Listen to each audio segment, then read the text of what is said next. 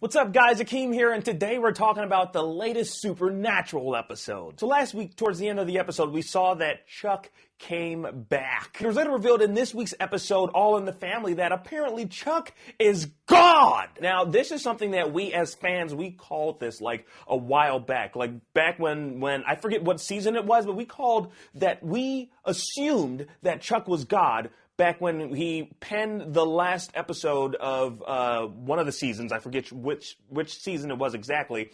But the season that we all thought was going to be the actual final season of Supernatural, we thought Chuck was God then. We thought he was God then. So we've been calling this for years, that Chuck was God. Finally, we have proof that he is God. Not only proof, but we've been vindicated, vilified. I freaked out. I freaked out when I saw Chuck in this episode. And not only then, but I also freaked out when he brought back Kevin. Kevin was in this episode. This was an amazing episode of Supernatural. This episode really pushed the story forward in a way that we've been wanting for a while, for weeks now. Now that God has made his presence known, we're now able to kind of wrap things up and find out a little bit about what God has been up to all these years. The episode has Dean posing lots of questions to God, asking him where has he been all these years. He's been penning, his excursions. He's been writing fan fiction.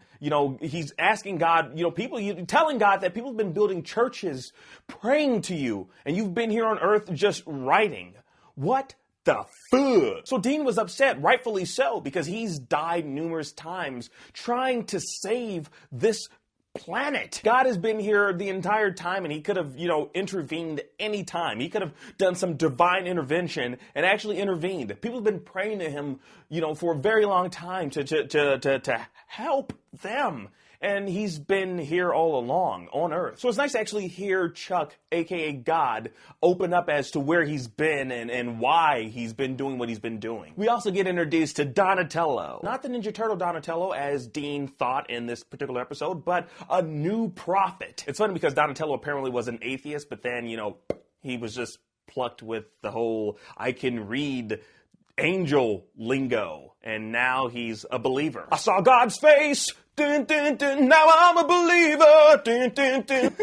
So now that God's actually here, the boys come up with a plan to try to get Cass, aka Lucifer, back. And who has a good plan as to how to get him back? Well, apparently it's Metatron. So the boys enlist the help of Metatron. And along with Donatello, they formulate a plan to try to get back Cass. Throughout the entire episode, Amara keeps calling out to Dean, wanting to meet with him. It's really kind of weird. She just appears in his head, in his mind, and she's calling out to him saying, Dean, I want to meet you. I need to meet you.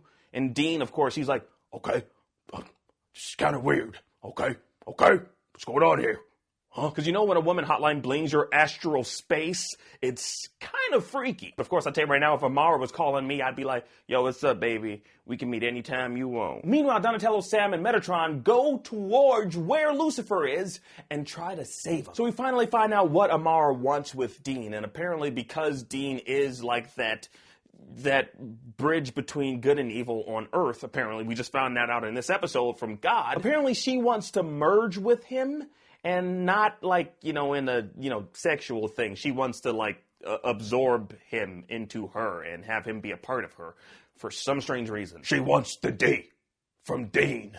Okay. So Amara can sense that apparently Dean's been talking to God, and she's not happy with Dean. She's not happy with her little Deanie weenie. So she's just like, okay, I'm going to step back, walk away from this situation. You've been talking to my broham, and I'm not too happy right now with you. She gets back to her secret hiding place where she was keeping Lucifer / Cassifer, and she finds Metatron. Metatron decided to sacrifice himself, which was out of character. I was not expecting him to sacrifice himself while Sam and Donatello and Cassifer got away. But he did.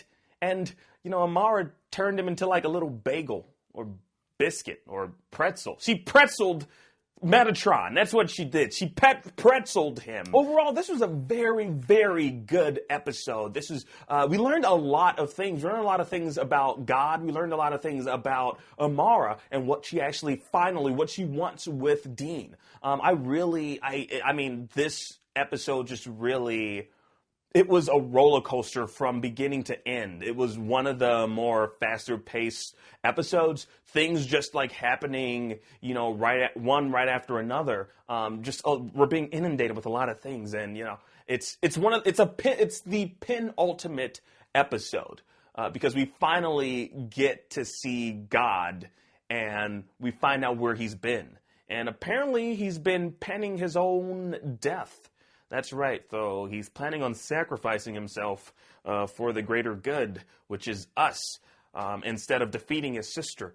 I mean, I don't know how that's all going to play out, but apparently there's going to be like a huge battle between like God and his sis Amora, aka the Darkness. I'm curious to know what you guys thought about this week's episode. Let me know in the comments section down below what you thought of this episode, and what do you think is going to happen in next week's episode. And I want to know your thoughts on Chuck being God. What do you think? What do you guys? I know there's a lot of opinions out there about Chuck being God. I know there was a lot of theory as to why or how, or you know, how Chuck could be God. But I'm curious to know, what do you guys think now that it's been revealed that Chuck is God? What do you guys think? I can't wait to discuss these things with you guys down below. I'll see you guys in the next episode. Peace.